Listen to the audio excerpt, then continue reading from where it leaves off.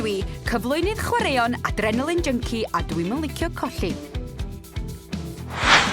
Bydd ein criw ni yn abseilio 54 metr lawr pont enwog Casnewydd. With 6 league games remaining, 5 of those games away, and an appearance in the National Cup final on the horizon, the Rugby Network has come to the Cardiff Arms Park to have a nose during one of Cardiff RFC's training sessions.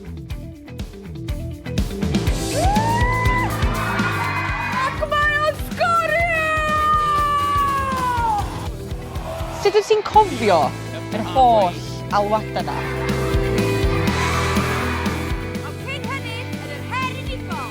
Yndan, ond ddim i chwarae pêl-fasged, i chwarae rygbi cadair olwyn. Remember to subscribe to the Rugby Network channel for all the latest interviews from the Welsh Principality Premiership. Rugby. Yeah, cywir. Rugby. Rygbi. Rugby. Rygbi. And I'm joined by Simon King, Neath head coach. Good day at the office today. Talk us through that game.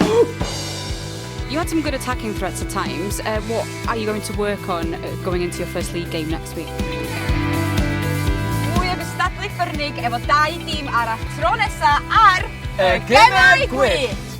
Okay. Dyna ddigon.